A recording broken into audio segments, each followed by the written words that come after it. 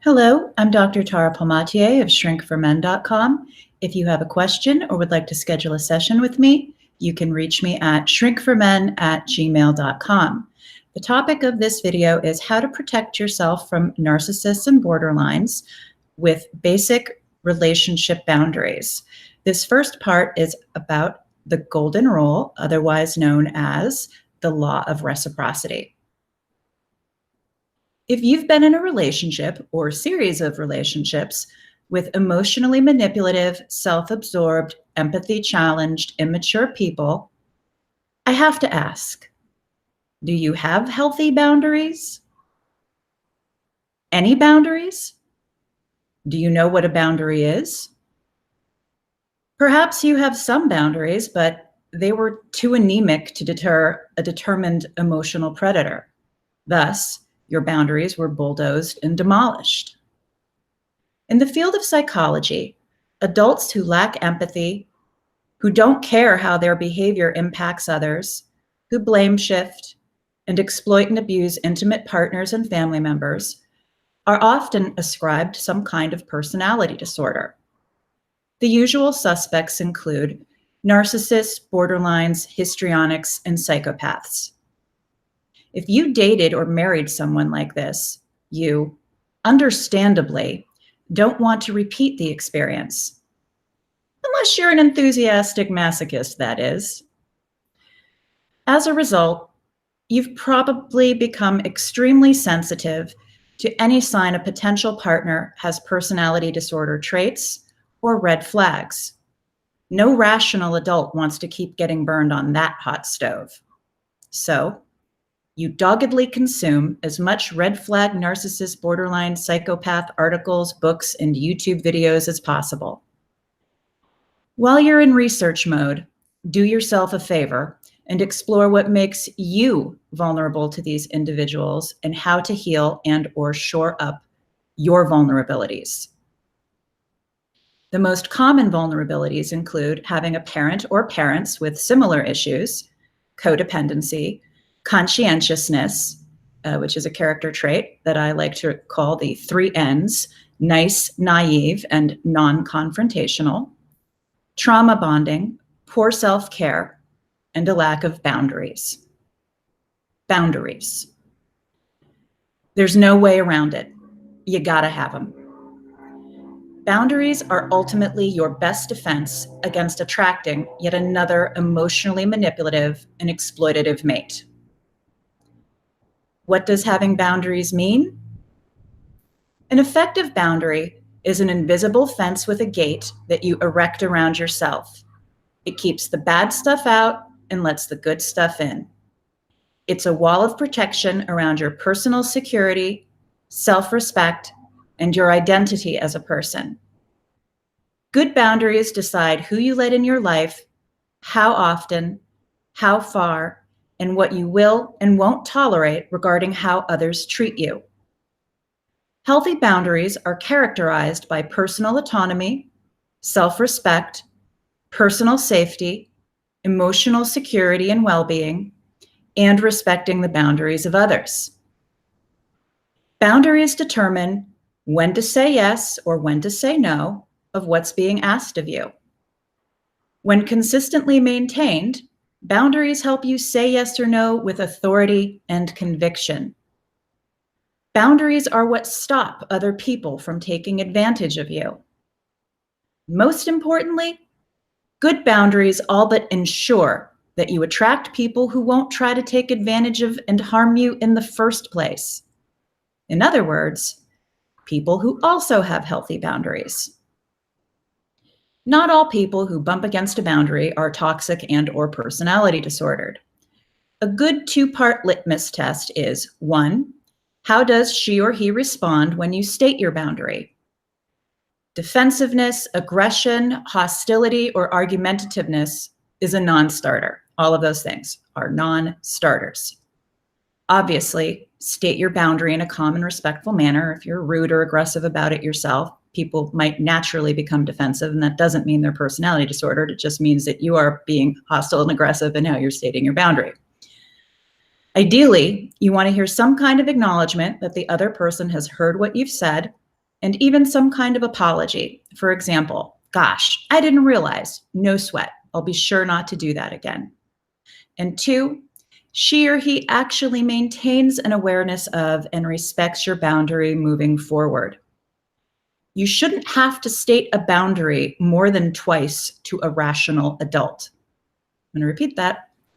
You should not have to state a boundary more than twice to a rational adult. I go by Ian Fleming's rule of 3. Once is happenstance, twice is coincidence, 3 times is enemy action. That's from Goldfinger. Sometimes you find the best information in the strangest places. Some people who have difficulty remembering boundaries are clueless but benign. For example, no, Cousin George, I'm not loaning you money anymore. Go ask Aunt Gladys. And by the way, caller ID can help you avoid those calls from Cousin George altogether. I don't know for certain, but my theory is that caller ID was invented by a computer guy who either had a borderline ex or a narcissistic mother. Then there are people who deliberately and maliciously ignore boundaries, not out of cluelessness, but out of entitlement, a lack of empathy, maturity, and integrity. They don't care what your boundaries are if trampling them gets them what they Narcissists, borderline psychopaths, and other abusive manipulators have a keen instinctual awareness of interpersonal boundaries. They might not observe them ever, but they do have a keen instinctual awareness of interpersonal boundaries, much more so than the average non-disordered person. Boundaries are a threat to their ability to control and exploit others. Therefore, they're usually quite adept at figuring out who will let them get away with the worst of their behavior with the least amount of pushback. Nice guys and nice gals are typically their targets of choice. Psst, I'm talking to you codependents out there watching this.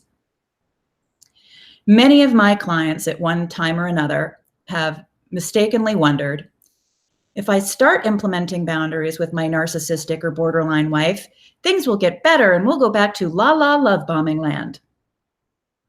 No, you won't. When you try to implement boundaries with an abuser after years of having none, they don't magically straighten up and fly right. Their bad behavior usually escalates. In fact, they will attack you harder than they have ever done before. The message is clear. Don't you ever think of trying that again, Mr. or Missy. When tantrum-throwing toddlers do this, it's called an extinction burst. It's a burst of defiance and rage when a child is denied familiar rewards. And I am perfectly okay using that term for tantrum-throwing adult toddlers too. This can be especially thorny for male victims of narcissistic, histrionic, and borderline women. Instituting boundaries often leads to accusations that you're abusing the adult toddler. Then, the police are called in retaliation to show you who's boss. That's called abuse by proxy, by the way. The disordered of both genders experience accountability as abuse and boundaries as being controlled. I'm going to repeat that last sentence because this is incredibly important. You please, if you don't understand this, take some time to really dig into it and what it means, okay? Disordered people, whether they're female or male, experience accountability as abuse and boundaries as being controlled. So how do you expect to ever have a healthy, reciprocal relationship with them? You can't have that without accountability and boundaries. Okay, moving on. If you'd had healthy boundaries when you met the crazy spouse or ex, the relationship probably would have come to an abrupt end soon after they did their initial boundary testing. In other words, when they let the mask slip and you caught the first glimpse of their cruelty, selfishness, dishonesty, and irrationality. Did you ignore it? make excuses for it, and or apologize to them when they blamed you for their bad behavior? If so, then it was full steam ahead to crazy town. Woo woo. A person with healthy boundaries calls someone like this out and, in no uncertain terms, tells them their behavior is unacceptable. And furthermore, if they do it again, they'll be shown the door. If you do this, that's when Ms. or Mr. Crazy Pants typically runs screaming into the night, accusing you of needing to grow up, being an abuser, or that you don't know what it means to be in a relationship. The correct response to that isn't chasing after them to apologize and beg them back. It's adopting the attitude, whatever, bye-bye, loco nut. This is why it's so critical to create healthy boundaries and enforce them with a resolute commitment to yourself. Bottom line, anyone who tells you that boundaries are mean, selfish, controlling, or abusive is full of beans. I'm going to repeat that sentence too, okay? Anyone who tells you that boundaries are mean, selfish, controlling, or abusive, they're full of it. How do they benefit from you not having boundaries? Really think about that. It means they get to do whatever they want without any consequences, okay? Hopefully, you now have a better understanding of what boundaries are and why they're so important. Now I want to discuss one of the most basic interpersonal relationship boundaries, the golden rule. Do unto others as you would have them do unto you, otherwise known as the golden rule or the law of reciprocity, which actually dates back to the time of Hammurabi. Anyhow, the law of reciprocity refers to what is ideally the natural and mutual give and take in adult relationships. Abusive personalities don't abide by the golden rule. They follow the do as I say, not as I do rule. Reciprocity is an unspoken social norm based on fairness. It seems to be a hardwired response in most people rather than a conscious obligation or manipulation. Generally, people respond to kindness with kindness, generosity with generosity, and support with support. Reciprocity helps to facilitate balance in relationships. Even young children have an awareness when something isn't fair, and no trouble saying so. Not fair. If a relationship is non-reciprocal, it eventually breeds resentment in the person doing more than their fair share. It fosters a sense of entitlement and ingratitude in the person who is occupying the McMansion on the one-way street paved with double standards. In all likelihood, the entitlement and lack of gratitude were pre-existing conditions. Now let's take an accounting of your relationships. Ask yourself, do you typically give more than you get out of relationships? Are your needs and wants as much of a priority to your spouse, your friend, mother, father, or sibling as they demand their wants and needs be to you? Does Nina the narcissist or Bob the borderline make you feel guilty or rage at you if you don't sacrifice your needs and well-being for their wants and needs? How would your boyfriend or girlfriend feel if you were to treat them the way they treat you? Is there a double standard in your relationships in terms of expectations and behavior? How are you rationalizing these relationship imbalances? Do you feel guilty or like you're asking too much of your partner or friend to treat you with the same basic decency and courtesy that you show them? Have you expressed your feelings about the relationship imbalances? How did the other person respond? Did they get angry, dismissive, make empty promises that things would get better? Or did they really listen and then take steps to make things better? I would argue that if a partner or potential partner doesn't naturally respond to loving gestures in kind, or at least express appreciation, it probably doesn't bode well for the relationship. Part of what drives reciprocity is a sense of indebtedness and obligation. In normal human beings, this does not manifest as, oh crud, Joe did something nice for me. I better do something even nicer so he doesn't think I owe him anything. That belief system is indicative of someone who has transactional relationships. In other words, someone who gives only to get something in return, and usually of greater value. Their giving doesn't come from a place of warmth, affection, or appreciation. They deliberately foster a sense of indebtedness. This is often true of codependence as well. Do you do nice things for others to get them to like you and or foster a dependency on you so that they won't leave you? This isn't healthy relationship behavior either. It's also manipulative. There are people who expect others to do kind things for them, support and help them, and feel absolutely no obligation or gratitude. These people are otherwise known as the pathologically entitled. People who are pathologically entitled do not reciprocate. Due to their misplaced sense of specialness or professional victimhood, they feel that they are owed and deserving of, well, anything and everything they want. And because they're so special, others are expected to do for them without expectation of receiving anything in return, not even a thank you.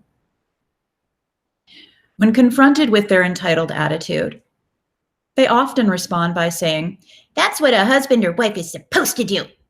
Or, "You only did that so other people will think you're a good boyfriend. You're not really." Or, "I didn't ask you to do that for me." Or they deny that you helped them all together. Basically, they respond by treating you like a servant, minimizing, devaluing, or gaslighting you. Sound familiar? Reciprocity, in my opinion, is the most fundamental universal relationship boundary. If a relationship isn't reciprocal and balanced, it isn't one worth having. Now, obviously, this doesn't apply to parent-child relationships or professional caregiver services or boss-employee relationships. To the codependents watching this, if a relationship starts out non-reciprocal, reciprocal, hard to say over and over again, non-reciprocal. You don't want to see me try to say compartmentalize. I have a hard time with that word too. i.e., codependence. If a relationship starts out non-reciprocal, i.e., you're fixing, helping, rescuing, lavishing gifts, ingratiating, etc., the codependent thing, it isn't going to eventually and magically balance out. It will remain out of balance and non-reciprocal. Think about the foundation you're building in any relationship, because that sets the tone of the entire relationship moving forward. This means you'll need to adjust your typical approach to forming relationships as well, including becoming comfortable with healthier partners who are actually wired to reciprocate. What a novel concept. Again, I'm Dr. Tara Palmatier of shrinkformen.com. If you have a question or would like to schedule a session with me, you can reach me at shrinkformen@gmail.com. Thank you for watching and have a good day.